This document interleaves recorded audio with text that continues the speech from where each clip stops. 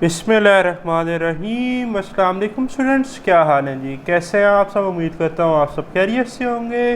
Students, मैं हूँ मोहम्मद इब्राहीम, आपके चैनल डायमेंशनल फिज़िक्स से। और प्यारे स्टूडेंट्स, आज हम डिस्कस करने वाले हैं क्लास 11 फिज़िक्स 2025 पैक्टा की बेटा, जो आपकी न्यू बुक आई है जी। चैप्टर नंबर 6 स्टूडेंट्स हम डिस्कस कर रहे थे, हीट एंड थर्मोडायनामिक्स। और प्यारे स्टूडेंट्स, आज का हमारा टॉपिक है हीट इंजन। बच्चों, अब आप देख रहे हैं इंजन नॉर्मली आपने डीजल इंजन भी देखा है, पेट्रोल इंजन भी देखा है कार्स में या बाइक्स में। ठीक है, इंजन क्या करता है बेटा? इंजन जो है ना, वो थर्मल एनर्जी को, हीट को कन्वर्ट करता है यूज़फुल वर्क में, मीन मैकेनिकल एनर्जी में।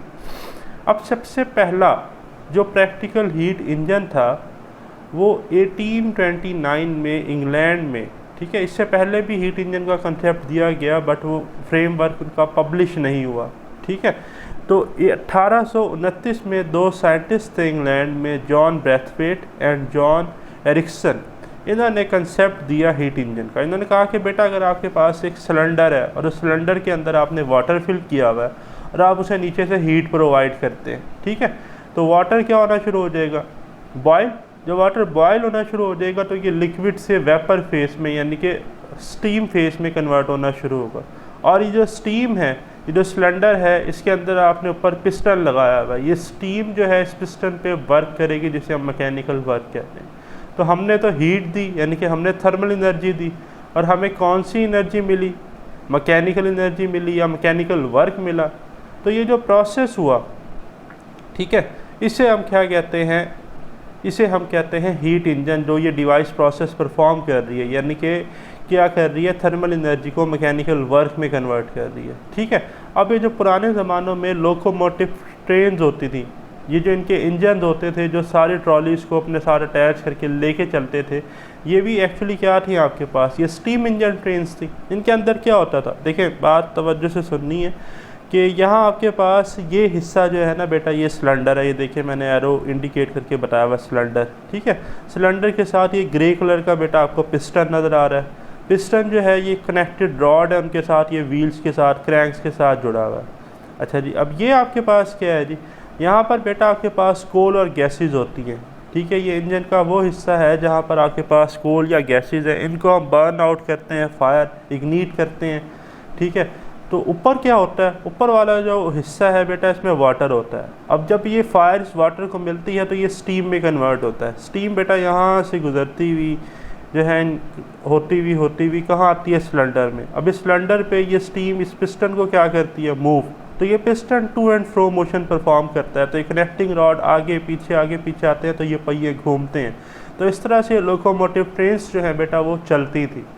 तो अब चलते हैं आपके बुक में हीट इंजन की तरफ। तो सबसे पहले मार्क कर लें, हीट इंजन एमसीक्यूज और short question point of view से बहुत इंपॉर्टेंट है, but heat engine second law of thermodynamics के साथ मिलके बेटा पेपर में लॉन्ग क्वेश्चन भी पूछा जाता है, ठीक है। तो सबसे पहले डेफिनेशन मार्क करें हीट इंजन की। Heat engine convert some thermal energy to mechanical work. क्या कहता है कि जो आपके पास थर्मल एनर्जी है, हीट इंजन उस थर्मल एनर्जी को, हीट को मैकेनिकल वर्क में बेटा क्या करता है? मैकेनिकल वर्क में उसे कन्वर्ट करता है, ठीक है। Usually the heat comes from the burning of a fuel. अच्छा जी, हीट आती कहाँ से है भाई? फ्यूल को बर्न करने से। जैसा कि मैंने आपको इधर दिखाया कि कोल और गैसेस को बर्न किया तो हीट बनी। The earliest heat engine was a steam engine. अब देखो, कहता है सबसे पुराना जो हीट इंजन था वो कौन सा था? स्टीम इंजन था। It was developed on the fact that when water is boiled in a vessel covered with a lead। यही मैंने कहा ना कि अगर बेटा आपके पास एक सिलेंडर है, ठीक है जी, एक कंटेनर है, उसमें वाटर है, उससे आप हीट कर रहे हैं और उसके अंदर एक लेड है जिसे हमने पिस्टन कहा है, ढक्कन को उसके, ठीक है। यहाँ पर लेड लिखा हुआ है, ठीक है। Boiled in a vessel covered with a lid, the steam inside tries to push the lid off, showing the ability to do work. तो कहता है कि वो जो स्टीम बनी उस वाटर को बॉयल करने से, वो उस पिस्टन को, उस लिड को पुश करेगी, जिससे हमें ये पता चलेगा कि जो हीट एनर्जी है बेटा, वो कन्वर्ट हो रही है किस में? मैकेनिकल वर्क में, ठीक है। This observation help to develop a steam engine. तो इस मदद से हमने स्टीम इंजन बनाया, ठीक। फिर है जी आपके पास, the working principle of heat engine is based on the conservation of heat energy into the mechanical work through a cyclic process. तो भाई ये भी actually law of conservation of energy है कि हमारी थर्मल एनर्जी मैकेनिकल एनर्जी या mechanical work में convert हो गई, ठीक है, और ये एक साइक्लिक प्रोसेस है। Here is how a heat engine typically operates. अब हम देखते हैं हीट इंजन जो है वो किस तरह से ऑपरेट करता है, ठीक है। The working principle of heat engine involves the cyclic transfer of heat energy from a higher temperature reservoir. अच्छा, हीट इंजन के लिए बेटा तीन चीज़ें होना बड़ी ज़रूरी हैं। एक सोर्स ऑफ हीट जिसे हम HTR कहते हैं, इस डायग्राम से देखें, सोर्स ऑफ हीट का क्या है जी, HTR, हाई टेम्परेचर रेजरवायर या हॉट रेजरवायर कहते हैं। अच्छा, जो हमारे पास हीट इंजन वर्क कर रहा है, आइडियल सब्सटेंस जो है, वर्किंग सब्सटेंस जो है कि कितनी हमें मैकेनिकल वर्क या आउटपुट वर्क मिल रहा है, ठीक है, वो होना चाहिए। और जो हीट हमारी डेसिपेट हो गई, ठीक है जी, ज़ाया हो गई, वो सारी कहाँ चली जाएगी, LTR, लो टेम्परेचर रेजरवायर के पास, या उसे हम कहते हैं सिंक भी कहते हैं इसे हम, या इसे हम कोल्ड रेजरवायर भी कहते हैं। तो HTR high temperature reservoir, LTR low temperature reservoir और वर्किंग सब्सटेंस, ये तीनों चीज़ें होना ज़रूरी हैं हीट इंजन के लिए, ठीक है। The working principle of heat engine is based on the conservation of energy into the mechanical work through a cyclic process. Here is how heat engine typically operates, ये हमने सारा देख लिया। The working principle of heat engine involves the cyclic transfer of heat energy from a higher temperature reservoir to a lower temperature reservoir. ये मैंने कहा था कि HTR क्या था, हायर टेम्परेचर रेजरवायर, और LTR क्या था, low temperature reservoir, with the objective of converting as much as heat as a possible into mechanical work. जितनी भी हीट एनर्जी को मैक्सिमम हम मैकेनिकल वर्क में कन्वर्ट करते हैं वो हीट इंजन। अब जिस हीट इंजन की एफिशिएंसी अच्छी होगी वो ज़्यादा हीट इंजन को मैकेनिकल वर्क में कन्वर्ट करेगा, जिसकी एफिशिएंसी अच्छी नहीं होगी वो कम हीट को जो है वो मैकेनिकल वर्क में कन्वर्ट करेगा।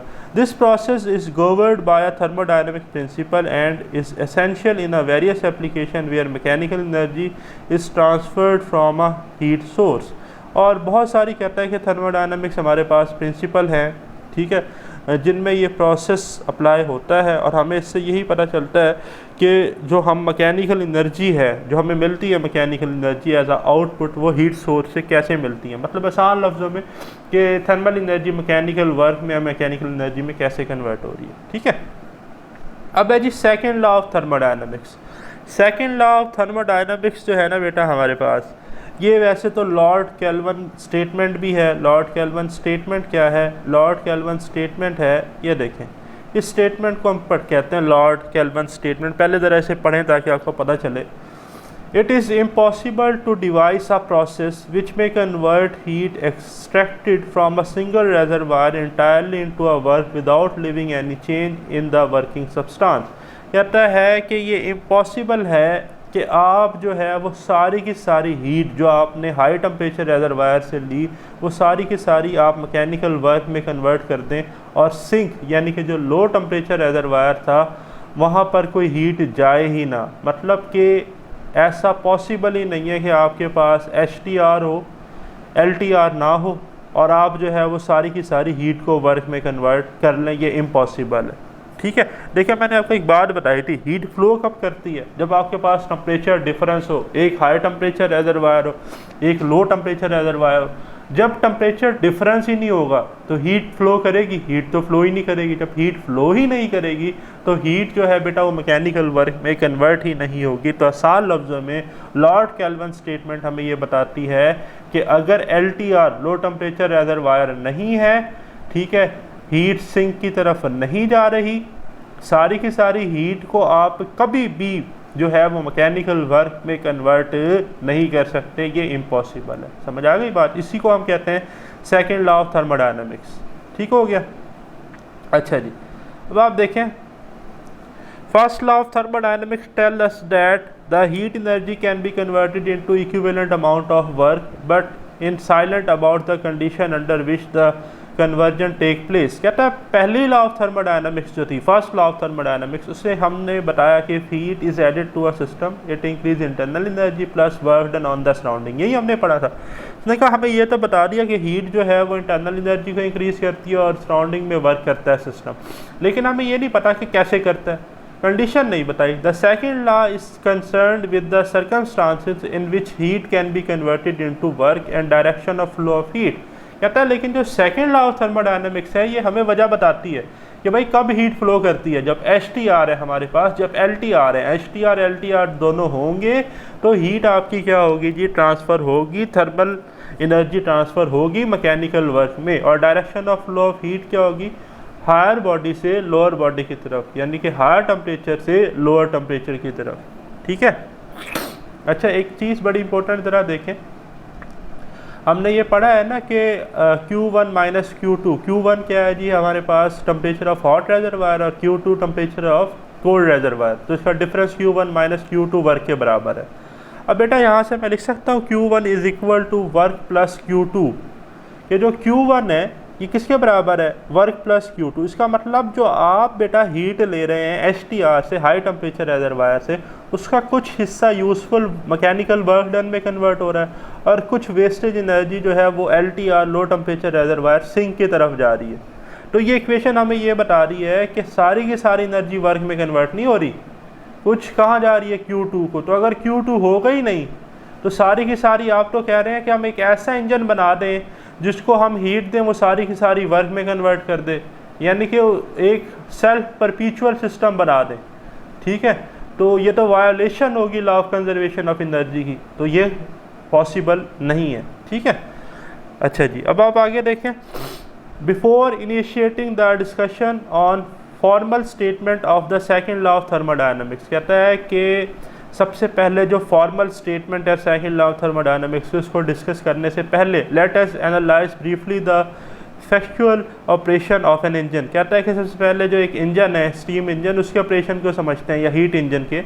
द इंजन और the system absorb a quantity of heat Q1 from the heat source. कहता है जो इंजन है ना, इंजन का काम क्या है, हीट एनर्जी लेना, एब्जॉर्ब करना, कहाँ से, HTR से, हाई टेम्परेचर रेजरवायर से, उसे हम हीट सोर्स कहते हैं, जिसका टेम्परेचर कितना है, T1।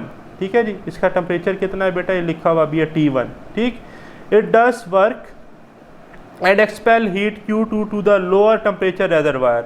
अच्छा, ये क्या करता है, हीट इंजन ने वर्क किया और जो हीट वेस्टेज हीट थी, ठीक है, वो उसने उसको एक्सपेल कर दिया, वेस्ट कर दिया, कहाँ पे, सिंक पे, जिसका टेम्परेचर T2 है, लो टेम्परेचर रेजरवायर T2। ठीक है। As the working substance goes through a cyclic process. अब वर्किंग सब्सटेंस एक साइक्लिक प्रोसेस से जा रहा है, in which the substance eventually returns to its original state, या आप कह सकते हैं returns to its initial state. Cyclic process में ये होता है ना कि इनिशियल स्टेट आई, इनिशियल स्टेट के बाद फाइनल स्टेट आई, फाइनल स्टेट के बाद फिर इनिशियल स्टेट आ गई। अब सब्सटेंस जब इनिशियल स्टेट में वापस आ गया तो इंटरनल एनर्जी तो कांस्टेंट रही, और इंटरनल एनर्जी कांस्टेंट होने का मतलब है कि चेंज इन इंटरनल एनर्जी क्या होगा, जीरो। यही उसने लिखा है, the change in internal energy is zero, hence from the first law of thermodynamics net work done should be equal to the net heat absorbed. देखिए, फर्स्ट लॉ ऑफ थर्मोडायनामिक्स से Q is equal to delta U plus W। अब ये cyclic process है तो initial internal energy final internal energy बराबर है, तो इसका मतलब U कांस्टेंट है, और कांस्टेंट वैल्यू में बेटा कोई चेंज आता है, डेल्टा चेंज को बता रहा है, कांस्टेंट वैल्यू में कोई चेंज ही नहीं आता, तो डेल्टा U जीरो है। तो यहाँ डेल्टा U जीरो पुट करेंगे तो Q किसके बराबर आ रहा है, W के। तो इसका मतलब कि जो हमें वर्क मिला है, मैकेनिकल वर्क, वो सारा का सारा चेंज इन हीट, जो चेंज इन हीट एनर्जी थी, वो सारी किस में, जो हीट एब्जॉर्ब हुई, वो किस में कन्वर्ट हो गई, वर्क में। तो W हमारे पास आ गया फिर Q1 माइनस Q2। तो ये जो मैंने फार्मूला लिखा था ना, ये एक्चुअली उसका प्रूव है कि Q1 minus Q2 is equal to W। ठीक है। In practice the petrol engine of motor car extract heat from the burning fuel. कहता है कि प्रैक्टिकल लाइफ में अगर हम देखें तो जो पेट्रोल इंजन है जी, वो हीट कहाँ से लेता है, बर्निंग फ्यूल से, and convert a fraction of this energy to mechanical energy. Burning fuels को वो जो थर्मल एनर्जी है उसे मैकेनिकल एनर्जी में कन्वर्ट करता है, और work and expel the rest to the atmosphere. ठीक है, और जो बच जाती है उसे लो टेम्परेचर रेजरवायर यानी कि एटमॉस्फेयर में भेज देता है। ठीक। It has been absorbed at the petrol engine convert रफली 25%। अच्छा, पेट्रोल इंजन की एफिशिएंसी पेपर में MCQs आ जाती है 25% है बेटा, जबकि डीजल इंजन की जो एफिशिएंसी है वो 35 to 40% है। Available heat energy into work, petrol engine 25% heat को सिर्फ कन्वर्ट करता है किस में, वर्क में, जबकि डीजल इंजन 35 से 40% बेटा जो है थर्मल एनर्जी को कन्वर्ट करता है मैकेनिकल वर्क में। ठीक है, तो ये बात आपने क्या कर लेनी है, नोट कर लेनी है। फिर वही सेकंड लॉ की स्टेटमेंट आ रही है, the second law of thermodynamics is a formal statement based on this observation it can be stated in a number of different ways. कहता है बहुत सारे तरीके हैं इसको बयान करने के, ठीक है जी। तो अब इसकी एक स्टेटमेंट ये भी बनती है कि it is impossible to make a heat engine whose efficiency is 100%। ठीक है, आसान लफ्ज़ों में 100% एफिशिएंसी हो सकती है कि सारी की सारी हीट को वर्क में कर दे? नहीं हो सकती। ठीक, तो लॉर्ड कैल्विन स्टेटमेंट मैंने आपको बताई, मार्क कर लें, पेपर में अलग से शॉर्ट आ सकती है, लिख लेंगे आप। ठीक है, ये भी एक दफ़ा पढ़ लें कि according to the Kelvin statement of second law of thermodynamics the process pictured here is impossible. Heat from a source at a single temperature can not be converted entirely into work. यही मैंने कहा ना कि LTR नहीं है तो सारी की सारी हीट जो है वो कभी भी वर्क में कन्वर्ट नहीं हो सकती। This means that a single heat reservoir no matter how much energy it contains, कहता है ये इसका कोई मकसद ही नहीं है कि उसके पास कितनी एनर्जी है, बेतहाशा एनर्जी हो, लेकिन एक सिंगल रेजरवायर कभी भी हमें वर्क परफॉर्म करके नहीं दे सकती। Can not be made to perform any work. ठीक है, वो कभी भी वर्क नहीं करेगा single reservoir. This is true for ocean and our atmosphere which contain a large amount of heat energy. कहता है ओशन के पास बड़ी एनर्जी, एटमॉस्फेयर में बड़ी एनर्जी है, लेकिन कोई LTR नहीं है, लो temperature reservoir, but can not be converted into useful mechanical work. LTR ना होने की वजह से हम उसे मैकेनिकल वर्क में कन्वर्ट नहीं कर सकते। As a consequence of second law of thermodynamics, two body at different temperature are essential for the conversion of heat into work. तो कहता है कि ये सेकेंड लॉ ऑफ थर्मोडायनामिक्स का से हमें पता चला है कि दो बॉडीज़ में हीट फ्लो, हीट ट्रांसफ़र तब होता है जब वो दो बॉडीज़ डिफरेंट टेम्परेचर पर हो। तो यहाँ पर तो कह रहा है एक टेम्परेचर हो, दूसरा टेम्परेचर हो ही ना, हायर टेम्परेचर है, लोअर है ही नहीं, तो टेम्परेचर डिफरेंस ही नहीं है तो हीट ही फ्लो नहीं करेगी। Hence for the working of heat engine there must be a source of heat. तो कहता है कि वर्किंग करने के लिए किसी भी हीट इंजन को दो चीज़ें होना ज़रूरी है। एक क्या, सोर्स ऑफ हीट जिसको हम HTR कहते हैं, high temperature reservoir, and a sink, और दूसरा क्या, सिंक एट लो टेम्परेचर। ठीक है, at which heat may be expelled, जहाँ से हीट निकले। ठीक है, the reason for our inability to utilise heat contents of ocean and atmosphere is there is no reservoir at a temperature lower than any one of the two। कहता है ये जो हमारे पास ओशन पे एनर्जी है, एटमॉस्फेयर में energy है, ये एक तरह का HTR है, हायर टेम्परेचर रेजरवायर है। कहता है इसे इस्तेमाल करने के लिए हमारे पास LTR, लो टेम्परेचर रेजरवायर होना चाहिए। कहता है लेकिन वो हमारे पास है ही नहीं, इससे लो टेम्परेचर हमारे पास है ही नहीं, एग्जिस्ट ही नहीं करता, तो हम इनसे कोई हीट फ्लो नहीं करवा सकते, कोई मैकेनिकल वर्क नहीं कर सकते। ये था प्यारे स्टूडेंट्स हमारा आज का वीडियो लेक्चर पसंद आया तो बेल आइकन को लाजमी प्रेस कीजिएगा, अपने दोस्तों के साथ शेयर कीजिएगा। अल्लाह ताला आपको कामयाबी अता फरमाए। वेरी सून डिस्कस करेंगे नेक्स्ट वीडियो लेक्चर को। खुदा हाफिज़।